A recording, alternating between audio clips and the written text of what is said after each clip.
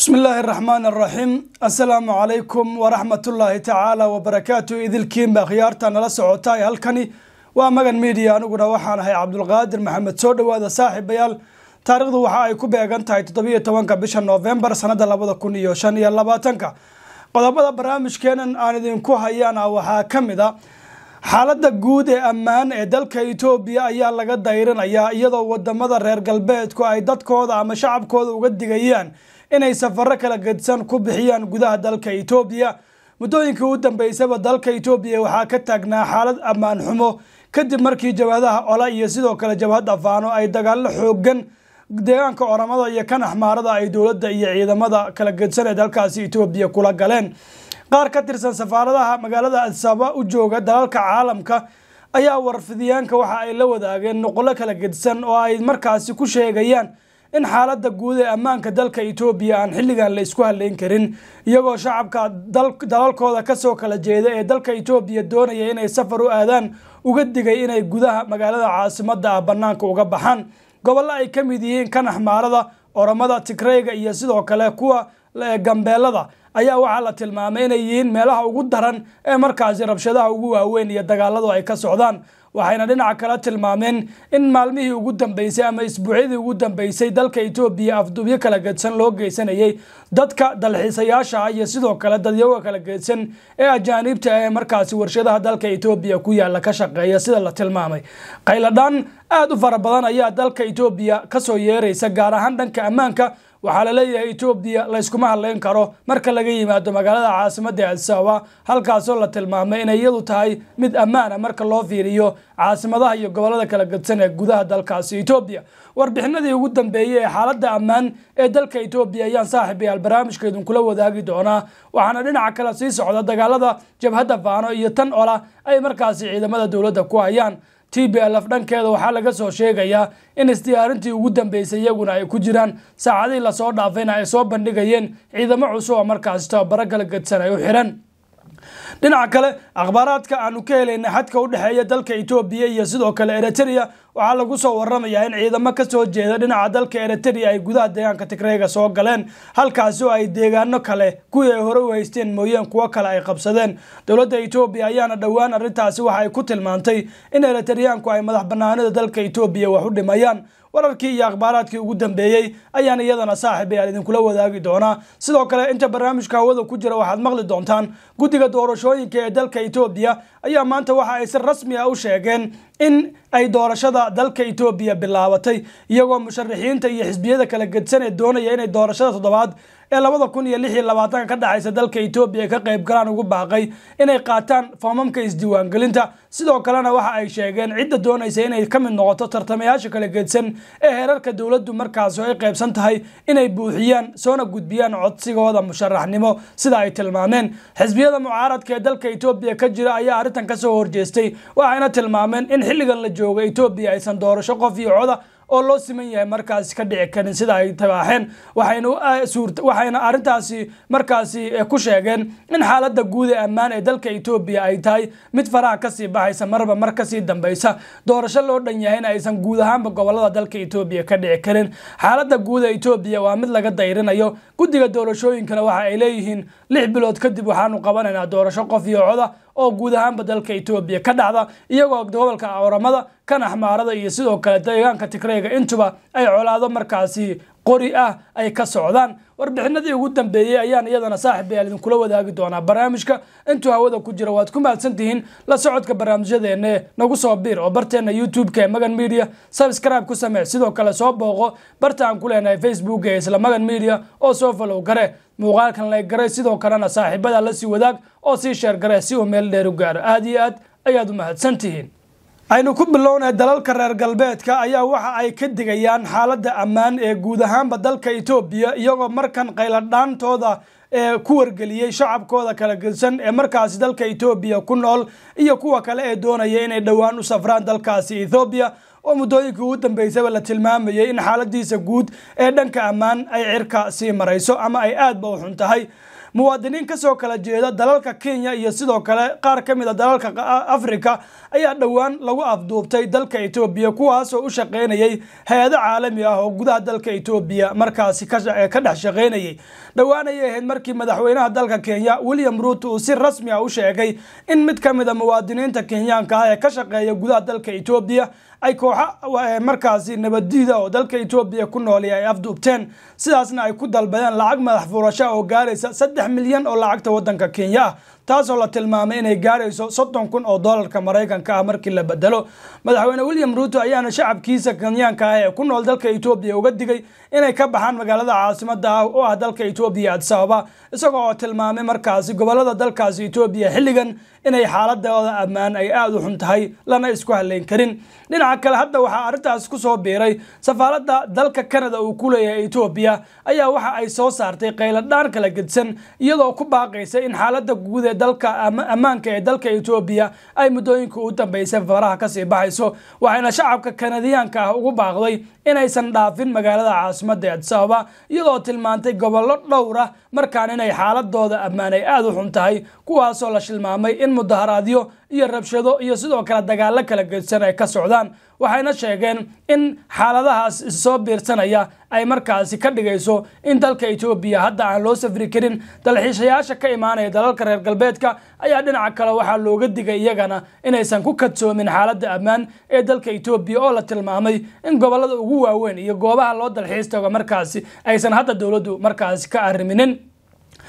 qayladhaantan ay safaaradaha caalamka ee magaalada Addis Ababa jooga ay soo saarayaan ayaa waxa ay markaasi tilmaamaysaa in xaaladda guud ee ammaan ee dalka Ethiopia aysan hadda xilligan ahayn mid la isku haleyn karo waxayna dhinaca kale waxba kama jiraan ku tilmaamaysaa hadaladii dhawaan ra'iisul wasaaraha dalka Ethiopia uu sheegay ahaa in guud ahaanba dalka Ethiopia uu xasiloon yahay jabhadaha ka dhaqdhaqaaqa dalkaasina ay ciidamada dawladda Ethiopia markaas ku raad joogaan intii ugu dambeysay jabhada Faano oo ka dhaqdhaqaaqda deegaanka Axmaarada ayaa muddooyinka u dambeysaba guulo waaweyn waxay ka sheeganaysay ciidamada militariga ee dalka Ethiopia halka jabhada Oromada ee Ola la yiraahdo ayba ka soo gudubtay gobolada waqooyiga iyo galbeedka ku yaala ee deegaanka Oromada oo ay hadda bartamaha deegaanka Oromada iyo sidoo kale dhinaca bari ee deegaanka Soomaalida ay deegaanka Oromada xad kala wadaagto markaas weerar kala gedsan ka sameynaya xaaladdu saaxiibayaal waa ay si adkaanaysaa marba mar ka dambaysa waxaana muuqata ammaanka guud ee dalka Ethiopia markaan inuu noqday waxaan la isku haleyn karin haddaba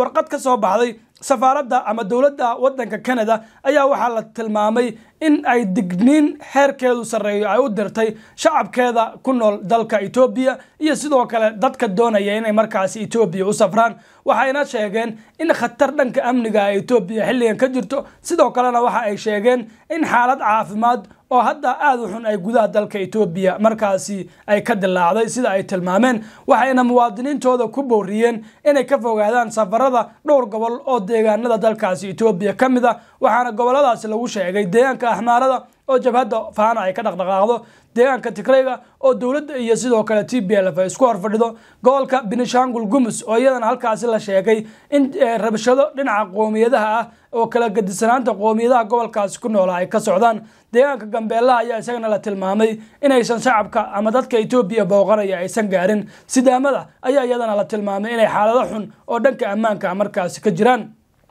deegaanka Oromada ayaa kamid ah deegaanada la tilmaamay ama looga digay dadka Ethiopia booqanaya inay gaaraan waxaana si gaar ah loo carabaabay gobollo kala gedsan oo ay kamid yihiin waqooyiga gobolka Shawa galbeedka gobolka Wallaga iyo sidoo kale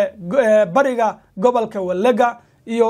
dhinaca kale ee markaas gobolka lagu magacaabo Horo Gurdu oo isna kamid ah ama degmo kamid ah gobolka Wallaga ah waxaana la tilmaamay gobolada dhinaca bari ama dhinaca koonfureed iyo dhinaca galbeedba ku yaala ee deegaanka markaas Oromada in xaaladoodu ammaanay aad u adag tahay digniintan waxa la soo saaray 15 bisha November aynu ku guda jirno sanada 2025 waxaana lagu saleeyay baa la yiri mudaharaadyada ka socda gudaha dalka Ethiopia iska hormaadyo hubaysan oo ciidamada iyo sidoo kale jabhadaha dalkaas Ethiopia ka dhaqdhaqaaqa ay markaasi ka dhex socda iyo sidoo kale afduub kala gedsan oo dadka ka soo jeeda wadamada reer galbeedka Ethiopia gudaheeda loogu markaasi geysanayo waxay dhinaca kale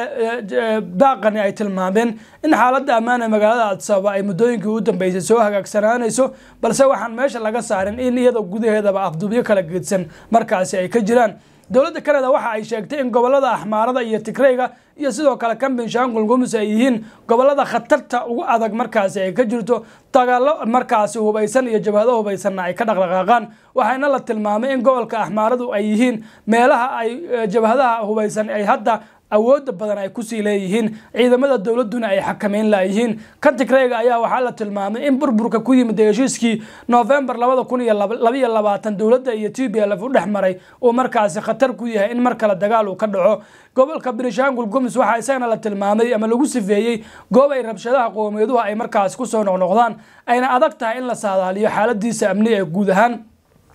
dalka Ethiopia guud ahaanteeda waxa la tilmaamay in xaaladda uu hadda ku sugan yahay aad u daran tahay digniintan ay dalalka caalamku markaasi Ethiopia ay dul dhigayaan ee dhanka ammaan ayaa sidoo kale waxa ku lamaan mid khatarta dhanka caafimaadka waxaana la tilmaamay in virus loo yaqaano MVD uu markaasi ka dilaacay gudaha dalka Ethiopia si gaar ah magaalada Jinka oo markaasi caasimad u ah deegaanka koonfurta Ethiopia waxaana wasaaradda caafimaadka ee dalka Ethiopia dhawaan ay shaacisay in xaaladdu ay si cuslaanaan karto maadaama cudurkan loo yaqaano MVD uu yahay cudur markaasi si xawli ah u faafa sidoo kalena xaaladiisa aan waxba laga qaban karin mudooyinka u dambeysay waxa la tilmaamayay in xaaladda cudurkaasi gobolka koonfurta Ethiopia ku yaala markaasi ay aad u sii kacaysay istaalka guud ee magaalada Jinka ku yaalana bukaano kala gedsan oo halkaas la keenay ayaa la tilmaamay inay u geeriyoodeen isla saaxiib wararka Ethiopia ayaan ku sii soconaynaa guddiga doorashooyinka ee dalka Ethiopia ayaa waxa ay maanta si rasmi ah u sheegeen inay oo sidoo kalena ay ku dhawaaqeen in la furay diiwaangelinta musharaxiinta kala gedsan ee u tartamaya doorashada guud ee toddobaad ee markaas dalka Ethiopia lagu wado inay ka qabsanto bisha 6aad sanada 2026 oo nagu soo socota warbixintan uu guddigu soo saaray maanta oo 17 November lagu guda jiro sanada 2025 ayaa waxa lagu sheegay in dhammaan xisbiyada siyaasadda ee doonaya inay ka qayb galaan doorashada ay khasab tahay in ay markaasi buuxiyaan soona dhajistaan foomamka kala gedsan ee markaasi ay doonayaan una gudbiyaan guddiga doorashooyinka qaranka ee dalkaasi Ethiopia waxaana la tilmaamay in cidda doonaysa inay markaasi si gaar ah u tartanto hadda ay u furan tahay diiwaangelinta guud ee dalkaasi Ethiopia iyo musharaxiinta kala gedsan ee markaasi doonaya inay ka qayb galaan doorashada toddobaad ee markaasi dawladda Ethiopia ay qabanayso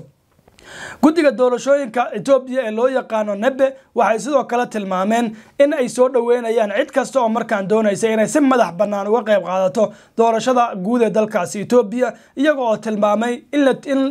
door gooni ah la siin doono dadkii hore uga qayb galay doorashadii 2000 iyo markaasi 2022 gudaha dalka Ethiopia ka dhacday xilligaas oo doorashadaasi lagu kala qaybsamay mucaaradka dalka Ethiopia ayaa arintan walaa xoogan ka muujiyay waxayna tilmaameen in xilligan dalka Ethiopia aysan doorasho ka dhici karin iyagoo markaasi u saleynaya xaaladda ammaan ee dalka Ethiopia ka jirta waxayna si guudba u tilmaameen in xaaladda ammaan ee dalka Ethiopia doorasho la isla ogol yahay sidoo kalena musharaxiinta kala gedsan ay si toos ah doorashadooda iyo ka qaybgalka banaanbaxyada kala gedsan aysan uga qaybgali karin aysan dalka Ethiopia markaasi ka jirin arintan ayaa waxa ay mucaaradku tilmaameen dawladda Ethiopia iyo Abiy Ahmed ugu baaqeen in intaan doorasho lagu mashquulin dadka marka hore xaaladda ammaan ee dalka Ethiopia wax laga qabto sidoo kalena lagu soo dabaalo jabhadaha dalka Ethiopia ka dhaqdhaqaaqana wax laga qabto sidoo kale saaxiibayaal waxa muuqata in Abiy Ahmed uu doonayo in doorashadan uu ku guuleysto waxaana la tilmaamay inuu mudooyinkii u dambeysay ku raad joogay sidii uu samaysan lahaa madax kala gedsan oo xisbiyada markaasi ay kamid ahaayeen ka soo goostay ururada kala gedsan iyo xisbiyada dalka Ethiopia ka jira ayay dhawaan dawladda Ethiopia waxay ku dhex samaysatay dad kala gedsan oo magacyada ururadaasi wata balse dawladda iyo xisbiga barwaaqo ee dalka Ethiopia kamid ah arintaasna dawladaha ama xisbiyada mucaaradku cabasho ballaaran ayay ka sameeyeen haddii aanu isla wararka Ethiopia saaxib ku sii socono waxaa jira kala qaybsanaan baasan iyo sidoo kale dhaqdhaqaaqyo xoogan oo gudaha dalka Ethiopia ka jira ciidamada dalka Eritrea ayaa waxa la leeyahay waxay gudaha u soo galayaan dalka Ethiopia iyagoo markaasi ka mid noqonaya kuwa hore uga jiray gudaha dalka Ethiopia warar aanu helayna ayaa waxa ay tilmaamayaan in xadka u dhaxeeya deegaanka Tigrayga iyo dalka Eritrea halkaas ciidamo ka socda dawladda Eritrea ay gudaha dalka Ethiopia soo galeen arintan ayay dhawaan qayladhan dawladda Ethiopia ka soo saartay iyadoo wasiirka wasaaradda arrimaha dibadda ee dalka Ethiopia uu magaalada Addis Ababa ka sheegay in ciidamo ka soo jeeda dalka Eritrea ay gudaha dalka Ethiopia joogaan sidoo kalena ay baritaarayaan jabhadaha ka dhaqdhaqaaqa dalkaasi Itoobiya arrintaasoo dowladda Itoobiya ay ku sheegtay inaysan u sii dulqaadan doonin waxaana la tilmaamay in khilaafka labada dowladood u dhaxeeya ay arrintaasi cirka ku sii shareerayso saaxiibayaal intaas ayaan kusoo gabagabeynayaa barnaamijkeena koobaad inta aan kulmi doono barnaamijka xiga waxaan kaa codsanaynaa haddii aad nagu cusub tahay inaad kusoo biirto barteena YouTube-ka ee Magan Media haddii aad horey noola joogteen muuqaalkan la sii wadaagto saaxiibada subscribe ku samee barteena sidoo kalena like garay muuqaalkan lana sii wadaag saaxiibada oo sii share gare anagana dhiirigelin iyo in aan warbixino kala gudsan idin la wadaagno ayay saaxiibayaal noo noqon doontaa kusoo biira baraheena kala gudsan inta aan kulmi doono muuqaalkeena xiga sidaas iyo nabadgelyo mahadsantiin